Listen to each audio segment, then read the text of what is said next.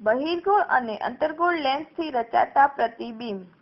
Lens વડે રચાતા પ્રતિબિંબની સમજૂતી મેળવવા માટે તેની સાથે સંકળાયેલ કેટલાક પદોની વ્યાખ્યા તાજી કરી લઈએ. આ માટે બહિર્ગોળ લેન્સ વડે રચાતું પ્રતિબિંબ દર્શાવતી આકૃતિ ધ્યાનમાં લો. લેન્સની દરેક સપાટી પર જે ગોળાના ભાગ ગણી શકાય તે કેન્દ્રને તે સપાટીના વક્રતા કેન્દ્રો કહે છે. વક્રતા ત્રિજ્યા કેપિટલ R.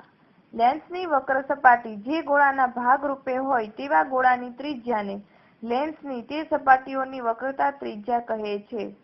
બે સપાટીઓની વક્રતા ત્રિજ્યાઓને R1 અને R2 વડે દર્શાવવામાં આવે છે.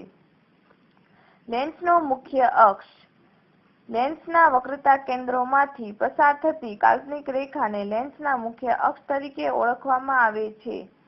પ્રકાશીય કેન્દ્ર. લેન્સના મુખ્ય અક્ષ પર આવેલ લેન્સના કેન્દ્રને તેનું પ્રકાશીય કેન્દ્ર કહે છે. તેને કેપિટલ O વડે દર્શાવવામાં આવે છે. મુખ્ય કેન્દ્ર.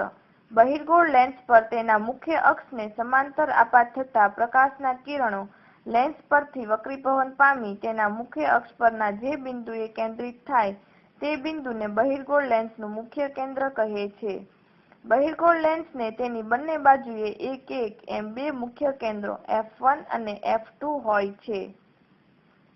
અંતર્ગોળ લેન્સ પર તેના મુખ્ય અક્ષને સમાંતર આપાત થતા પ્રકાશના કિરણો લેન્સ પરથી વક્રીભવન પામી મુખ્ય અક્ષ પરના જે બિંદુએથી વિકેન્દ્રિત થતા હોય તેવો ભાસ થાય તે બિંદુને અંતર્ગોળ લેન્સનું મુખ્ય કેન્દ્ર કહે છે.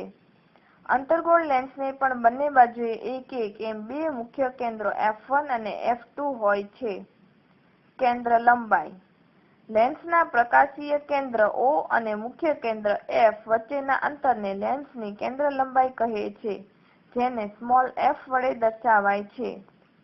ગોલીય લેન્સ વડે રચાતા પ્રતિબિંબના સ્થાન નક્કી કરવા માટે વસ્તુ બિંદુમાંથી આવતા કિરણોમાંથી નીચે મુજબ કોઈ પણ બે કિરણો લઈ કિરણાકૃતિ દોરવામાં આવે છે.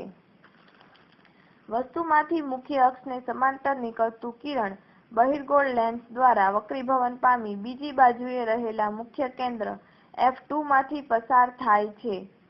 અંતર્ગોળ લેન્સના કિસ્સામાં લેન્સની વસ્તુ તરફની બાજુએ મુખ્ય કેન્દ્ર F1 પરથી આ કિરણ વિકેન્દ્રિત થતું હોય તેવો ભાસ થાય છે. લેન્સના મુખ્ય કેન્દ્રમાંથી પસાર થતું કિરણ બહિર્ગોળ લેન્સ વડે વક્રીભવન પામી મુખ્ય અક્ષની સમાંતર દિશામાં નિર્ગમન પામે છે. અંતર્ગોળ લેન્સના મુખ્ય કેન્દ્ર F2 આગળ મળતું હોય તેવો ભાસ થતું કિરણ વક્રીભવન બાદ મુખ્ય અક્ષની સમાંતર દિશામાં વક્રીભવન પામે છે. બહિર્ગોળ અથવા અંતર્ગોળ લેન્સના પ્રકાશીય કેન્દ્રમાંથી પસાર થતું કિરણ કોઈ પણ પ્રકારના વિચલન પામ્યા સિવાય નિર્ગમન પામે છે.